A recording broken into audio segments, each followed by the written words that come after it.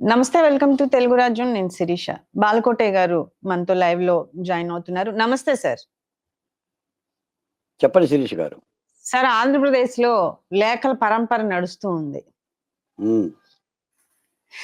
యనమల రామకృష్ణుడు గారు ఒక లేఖ రాశారు.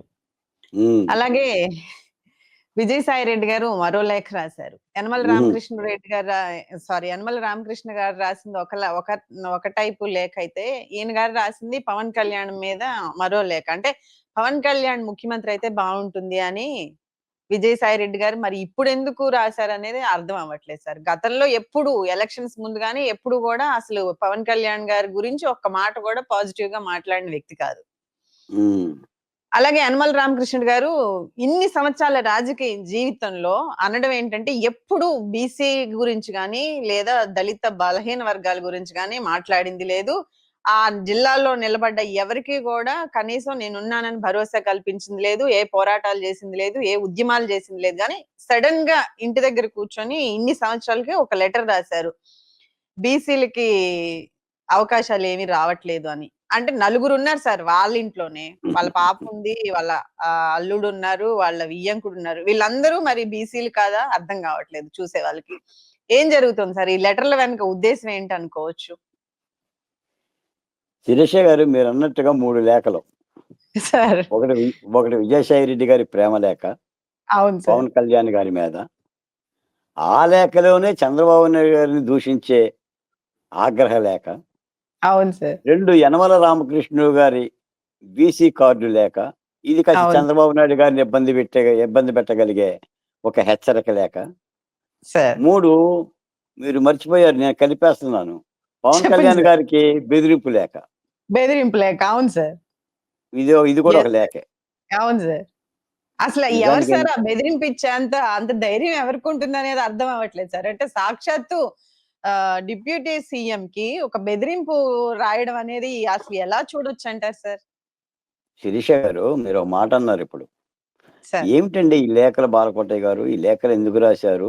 విజయసాయి రెడ్డి గారికి ఇప్పుడెందుకు ప్రేమ పుట్టుకొచ్చింది? ఇప్పుడెందుకు లవ్ లెటర్ రాశాడు అని మీరన్నారు. సార్. లేఖలు ఎందుకు రాశారో మీకు నాకు అర్థం కాకపోయినా రాసినోడికి లేఖ వాడికి అర్థమవుతుంది. హ్మ్. ఏమన్నా మీరొక ఉత్తరం జనసేనలోకొచ్చి రావడం కోసం ఏమన్నా ఒక స్టెప్పు తీసుకుంటున్నారనుకోవచ్చా సార్? ఈ ఉద్దేశ్యం ఏంటి? ఈ లేఖల ఉద్దేశ్యం వెనక ఇదే అనుకుంటున్నారు జనాలంతా. హ్మ్. ఇప్పుడు మీరెవరికన్నా ఒక లేఖ రాశారనుకోండి, సార్. లేదా మీకెవరన్నా లేఖ రాశారనుకోండి, లేఖ రాసిన మీకు అర్థమవుతుంది ఎందుకు రాసుకున్నాము అని. విజయసాయి రెడ్డి గారు రాసిన లేఖ సారాంశం ఏందంటే, పవన్ రాష్ట్రానికి ముఖ్యమంత్రి అయ్యే అర్హుడు. హ్మ్. రాష్ట్రానికి, దేశానికి పనికొచ్చే నాయకుడు. హ్మ్. Young star, youth. ఆ హ్మ్. లేఖలోని అంశం ఏందంటే, చంద్రబాబు నాయుడు గారికి 74 ఏళ్ళు. ఆయన హ్మ్. పరిపాలనకు పనికిరాడు. హ్మ్. అంటే పవన్ కళ్యాణ్ ఇలా పైకెత్తి, చంద్రబాబు హ్మ్. నాయుడు గారిని ఇలా కిందికి తీసి లెటర్ రాశాడు. హ్మ్. నిజానికి చంద్రబాబు నాయుడు గారే ముఖ్యమంత్రి. పవన్ కళ్యాణ్ గారే ఉప ముఖ్యమంత్రి. ఈ 2 అవును. కూటమి పార్టీలు విజయసాయి రెడ్డి గారి పార్టీ మీద కలబడ్డ పార్టీలు. అవునండి. మీరన్నట్టుగా పవన్ కళ్యాణ్‌ని పదే పదే దత్తపుత్రుడని ఒకసారి, పావలా హ్మ్. స్టార్ అని ఒకసారి, నలుగురు హ్మ్. భార్యలున్నారని ఒకసారి, హ్మ్. తిట్టకుండా చేసింది వైసీపీ పార్టీ విజయసాయి రెడ్డి గారే. అసలు మరి ఎలక్షన్స్ ముందు ఇంత ఒక్క ప్రేమ, సీట్ గూడా రాదని ఇంత జెప్పారు ఇంత గదా సార్! ఇంత ఇంత ఇంత ఇంత ప్రేమ ఎందుకు చూపిచ్చాడు అనంటే, ఒక్క సీట్ గూడా ఈ రాదు. దీ రాజకీయాలు తెలీదు. అలా రకరకాలుగా మాట్లాడారు. హ్మ్. ఇంత ప్రేమ ఎందుకు చూపిచ్చి లేఖ రాసాడంటే, దాన్నే రాజకీయం అంటారు. సార్. దానినే రాజకీయం అంటారు. విజయసాయి రెడ్డి గారి తరహా రాజకీయం. ఇదే ఉట్టి లేఖ కాదండి. ఇదొక సార్. రాజకీయ చాణక్య హ్మ్. చాణక్యుడి లేఖ లాంటిదనమాట ఇది. దీని వెనక హ్మ్. చాలా చాలా అర్థాలుండయి. ఆ లేఖల యొక్క సారాంశం మాబోటోళ్ళకి అర్థమవుతా ఉంటుంటది. హ్మ్. దీన్నేదో ఉట్టిగా తీసుకునేది కూడా కాదు. పోతే హ్మ్. ఇంత వయసొచ్చినా గూడా చంద్రబాబు నాయుడు గారు ముఖ్యమంత్రి అయ్యుండా గూడా చంద్రబాబు నాయుడు గారిని ఏకవాక్య ప్రయోగంతో అలా మాట్లాడుతున్నారు అంటే, హ్మ్. మరి కూటమి ప్రభుత్వం గాని, లేదంటే తెలుగుదేశం పార్టీ శ్రేణులు గాని, పోలీస్ యంత్రాంగం గాని, విజయసాయి రెడ్డి మీద ఏం చర్యలు తీసుకుంటారో గూడా అర్థం కావడం లా. హ్మ్. ఎందుకంటే మీకు విజయసాయి రెడ్డి గారు 1957లో పుట్టాడు. ఆయనకి 67 హ్మ్. సంవత్సరాలు. హ్మ్. ఆంధ్రప్రదేశ్‌లో ఏ 4 రోడ్ల కూడల్లో విజయసాయి రెడ్డిని నిలబెట్టి, ఇతగాడు తాత కుర్రోడని ఎవరిని అడిగినా కూడా తాత అని పిలుస్తాడు. అంతే కదండి. చంద్రబాబు నాయుడు గారికి ఈయనకి పెద్ద తేడా లేదు. అవును. ఏ నెత్తంతా నరిసింది. అవును. ఏందంతా నెత్తి నరిసి చంద్రబాబు నాయుడు గారు ఇంకా చంద్రబాబు నాయుడు గారి కనుక నల్లెంటుకలు ఉంటాయి ఎక్కడ ఇక్కడ. మన సార్ విజయసాయి రెడ్డి గారికి అసలు నలుపు అద్దం పెట్టిన ఇటుకలా దొరకదు. దొరకదు. అవునండి. అంటే వ్యక్తిని చంద్రబాబు నాయుడు గారిని వ్యక్తిని అలా హీనం చేయటం, హననం చేయటం. హ్మ్. పవన్ వ్యక్తిగత కళ్యాణ్ కూడా ఇలాగనే దూషణ. చేశారు. పవన్ కళ్యాణ్ కూడా ఇలానే చేశాడు విజయసాయి రెడ్డి. అవును. కాబట్టి ఆయన వ్యూహం ఏందంటే చంద్రబాబు నాయుడు గారి నుండి పవన్ కళ్యాణ్‌ని దూరం చేయాలి. హ్మ్. దూరం చేసిన తర్వాత మేము దగ్గరవ్వాలి. అంటే వైసీపీ హ్మ్. పార్టీ దగ్గరవ్వాలి. ఇది అంటే ఇంట్లో ఇల్లాలు, వంటింట్లో ప్రియురాలు టైప్‌లో. ఈ హ్మ్. టైప్‌లో ఆయన లేఖలుంది. రెండోది సార్. యనమల రామకృష్ణుడు. యనమల రామకృష్ణుడు తెలుగుదేశం పార్టీలోనే అక్కడే స్నానం చేసి, అక్కడే భోంచేసి, అక్కడే నిద్రపోయి అన్ని పదవులు అనిపించాడాయన. అవును సార్. నిజానికి యనమల రామకృష్ణుడు ఏదైనా నియోజకవర్గంలో నిలబెడితే ఆయన గెలవడు, ఓడిపోతాడు. హ్మ్. ఓడిపోతాడని తెలిసి చంద్రబాబు నాయుడు గారు ఎమ్మెల్సీ ఇచ్చి మరి ఆర్థిక శాఖ మంత్రిగా పెట్టుకునేవాడు. హ్మ్. మొన్న 19 ఎన్నికల్లో కూడా ఆయన కూతురికి ఎమ్మెల్యే సీట్ ఇచ్చాడు. ఎవరో అల్లుడిని చూసాడు, ఇంకోడెవరినో చూసాడు. అన్నీ ఇచ్చాడాయన. హ్మ్. అయినా కూడా ఆయన ఇప్పుడు కొత్తగా నాకు తెలీదసల. యనమల రామకృష్ణ యాదవ్ అన్న సంగతి నాకు తెలీదు. నేను 30 ఏళ్ళు పాత్రికేయులో ఉన్నా. ఆ హ్మ్. యాదవ్ పేరు ఎక్కడి నేను నుంచి వినలా. చెప్పలేదు సార్. ఈరోజు పార్టీ వాళ్ళే మాట్లాడుతున్నారు ఆ విషయాన్ని గూడా. ఆ! అందుకని ఆయన ఇంకా ఏదో ఆశించి ఇప్పుడు ఈ రాజ్యసభ సీట్ ఇవ్వలేదని చెప్పేసనని ఆయన అలకబోని చంద్రబాబు నాయుడు గారికి లేఖ రాసిండు. హ్మ్. ఇక మూడోది మీరు అడిగినట్టుగా పవన్ కళ్యాణ్ గారిని చంపేస్తామని వార్నింగ్ ఇస్తూ ఎవరో లేఖ రాసిండంట. హ్మ్. మీకో మాట చెప్తా శిరీష గారు. మన పవన్ కళ్యాణ్ గారు అంటారు, "నాకో హ్మ్. తిక్కుంది. దానికో దానికో లెక్క. లెక్కుంది" అంటారు. అవును. కానీ ఈ లెటర్ రాసినోడికి తిక్క లేదు. వాడికి ఏ లెక్క లేదు. హ్మ్. ఇప్పుడు పవన్ కళ్యాణ్ అనే మనిషి ఓ సాదా సీదా వ్యక్తి కాదు. అసలు ఆంధ్రప్రదేశ్ ఉప ముఖ్యమంత్రి. అవును సార్. ఎవడైనా ఎందుకు రాస్తాడు లెటరు? హ్మ్. రాస్తే జగన్మోహన్ రెడ్డి గారి అనుచరులు రాయాలి. హ్మ్. లేదంటే ఆ రేషన్ బియ్యం చేసిన ద్వారకా తిరుమల ద్వారంపూడి చంద్రశేఖర్ ద్వారంపూడి రెడ్డి రాయాలి. చంద్రశేఖర్ గారు. అవును సార్. లేదంటే ఆ కాకినాడ పోర్టును రాయించుకున్నోళ్ళు రాసుకోవాలి. బెదిరింపు కాల్స్ చేయాలి. ఎవడో నూజివీడోడికి మొగుడు పెళ్ళాలు కొట్టుకుంటేనంట వాడు పవన్ కళ్యాణ్‌కి ఫోన్ చేసి వార్నింగ్ ఇచ్చిండంట. ఇదొక మరి పెద్ద హ్మ్. కథ. హ్మ్. నక్కా దానికి దీనికి జనార్దన్ అని సంబంధం చెప్పేసని ఏంటి సార్ అసలు? నక్కా జనార్దన్ అని ఒక పేరు తెస్తున్నారు. విషయం ఏందంటే సార్. ఒక ముఖ్యమంత్రుల మీద రాళ్ళేయటము, ప్రతిపక్ష పార్టీల మీద రాళ్ళేయటము, ఉప ముఖ్యమంత్రుల మీద ఫోన్‌లు చేసి బెదిరించటము, ఇవన్నీ ఏంటి? చట్టం నిశ్చేష్టంగా ఉంది. చట్టం చూస్తూ కూర్చుంటుంది. చర్యలు తీసుకోవటానికి చట్టానికి దమ్ము లేకుండా పోయిందని నిదర్శనమే వాళ్ళ బలహీనతలే చెప్తున్నారు. హ్మ్. నేను నిజంగానే అడుగుతా అలానే ఉంది సార్. అంటే ప్రతి శిరీష ఒక్కళ్ళు గారు సవాల్ చేస్తూనే ఉంటారు. శిరీష గారు ద్వారంపూడి చంద్రశేఖర్ గారు కూడా అలాగే సవాల్ చేస్తారు. నేను ఒక మాట అడుగుతా మిమ్మల్ని. సార్. చంద్రబాబు నాయుడు గారు జెడ్+ కేటగిరీ. సార్. ఎప్పుడు నిత్యం 14 మంది, 16 మంది పోలీసులుంటారు. హ్మ్. ఒక చంద్రబాబు నాయుడు గారి సభలో రాయేస్తే హ్మ్. జనరల్‌గా ఏ భావం కలుగుతుంది? కాల్చి హ్మ్. అవతలేస్తారనే భావం కలుగుతుంది గదా! హ్మ్. మరి చంద్రబాబు నాయుడు గారి మీద రాళ్ళేస్తే నందిగామలో గాని, ఎర్రగొండపాలెంలో గాని, అనపర్తిలో గాని, పొంగనూరులో గాని చర్యలేవి?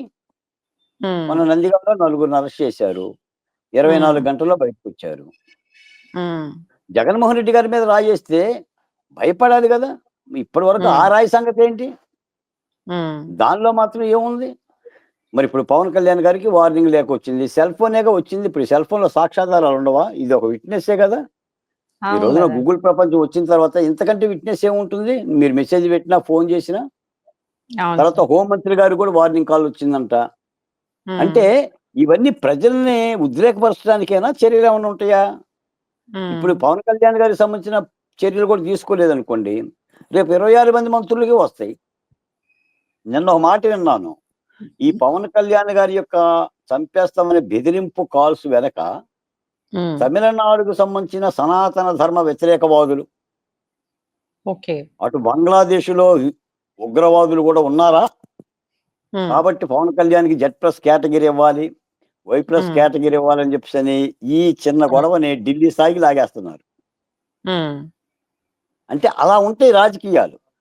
హ్మ్. అందుకని నాకు కేంద్ర తెలిసి ప్రభుత్వం గూడా అంటే ఆల్రెడీ పవన్ కళ్యాణ్ గారికి ఒక సజెషన్ ఇచ్చింది గదా సార్. అంటే కాస్త జాగ్రత్తగా ఉండండి అని ఇంటెలిజెన్స్ రిపోర్ట్ కూడా వచ్చింది కదా! శిరీష గారు నేను చెప్తున్నాను. నేను చెప్తున్నాను. సార్. పవన్ కళ్యాణ్‌ని ఎవరో బెదిరించరు. హ్మ్. బెదిరించాల్సిన పని లేదు. ఒకవేళ బెదిరిస్తే పోలీసులకు కూడా పవన్ కళ్యాణ్ చెప్పడు. హ్మ్. ఆయనే ఎళ్ళిపోయి కొట్టేసి వచ్చేస్తాడు. హ్మ్. అది పవన్ కళ్యాణ్. హ్మ్. ఏంటి అలాంటి గనక ఏదన్నా ఉంటే సార్. పోలీసులే దర్యాప్తు చేస్తున్నారు, ఫిర్యాదు చేసుకుంటున్నారు కాబట్టి దర్యాప్తు ఉంటే హ్మ్. కారణాలు శోధించి అటువంటోళ్ళని బహిరంగంగానే మీరు చట్ట ప్రకారమైన చర్యలు తీసుకున్నారనుకోండి, మరుసటి హ్మ్. సంఘటన జరగదు. హ్మ్. అంతే తప్ప దీన్నేదో దేశానికంతా ఒక పెద్ద భూతంలాగా చూపిచ్చి, ఆయనేదో హ్మ్. చంపేస్తామంటున్నారు కాబట్టి జెడ్+ కేటగిరీ, వై+ కేటగిరీ అని హ్మ్. భావోద్వేగాలు ఆయన వెనక ఉగ్రవాదులుండాలని, ఈ యొక్క కాల్స్ వెనకని, ఈ వేరే సనాతన ధర్మం అని, ఇలాంటి యొక్క చీలికలు, పీలికలు చేసేసి రాజకీయం చేస్తేనే ఇబ్బంది. అందుకని హ్మ్. నాకు తెలిసి పవన్ కళ్యాణ్ జోలికి ఎందుకొస్తారండి? ఆయన సాదా సీదా మనిషా ఏంటి? కాబట్టి హ్మ్. ఒకవేళ వచ్చాడంటే చర్యలు తీసుకోవటమే. ఇవంతా కూడా హ్మ్. ఏందంటే చూడాలి. మరి నిన్న హోంమంత్రి గారు కూడా దీని మీద ఆరా తీసి డీజీపీ గారు కూడా ఆరా తీస్తున్నారు. నేను ఏదైనా సరే అది పవన్ కళ్యాణా, చంద్రబాబు గారా, జగన్మోహన్ రెడ్డి అని కాదు. ఆ స్థాయి వ్యక్తుల మీద ఇటువంటి బెదిరింపు కాల్స్ వచ్చినా, రాళ్ళేసినా, చెప్పులేసినా కూడా చట్టం అందరి పట్ల తీసుకోవాలి. మీరు చర్యలు తీసుకుంటే మళ్ళీ తిరిగి ఇలాంటి సంఘటనలు జరగవు.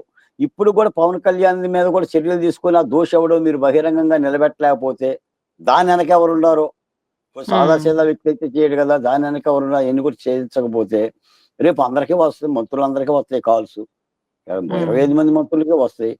కాబట్టి ఆ దిశగా చట్టం పనిచేయాలండి. అయినా ఇంకొకటి శిరీష గారు, సార్. ఇటువంటి శాంతి భద్రతకు సంబంధించిన అంశము, ఫోన్ కాల్సు, బెదిరింపు కాల్సు, వీఐపీలని, వీవీఐపీలని బెదిరింపు కాల్స్‌కి పోలీసు బాధ్యత పడాలి. రాజకీయ హ్మ్. నాయకుడు ఏం చేస్తాడు? ఏం చేస్తుంది?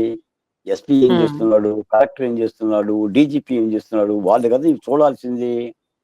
ఎంతసేపు పట్టుకుంటారు వీటిని గూడా? ఇదేమన్నా అవినీతి కేసా? మీరు సిట్టు, పట్టు, గట్టు ఏయటానికి, అవునండి. విచారణలేయటానికి. కాబట్టి ఈజీగా తెలిసిపోద్ది. వీటిని సాగదీసి రాజకీయాలు చేయటం కాకోకుండా ఏదన్నా ఉంటే పట్టుకోండి. నాకు తెలిసైతే పవన్ కళ్యాణ్ గారికి ఇలా వార్నింగ్ ఇచ్చేంత పరిస్థితి అయితే ఉండదనుకుంటున్నాను. సరే ఉండదు అని నేనెందుకు అంత ప్రగాఢంగా చెప్పాలిలే గానీ, ఉంటే విచారణ చేసి చర్యలు తీసుకోవటం మంచిది. అది ఎవరైనా గూడా ఒక పవన్ కళ్యాణే గారు కాదు. హోంమంత్రి మీదొచ్చినా సరే, మీ మీదొచ్చినా సరే, నా మీదొచ్చినా సరే, అలా చర్యలు యాహ్! తీసుకోవాలి పోలీసులు. Right sir. Thank you sir.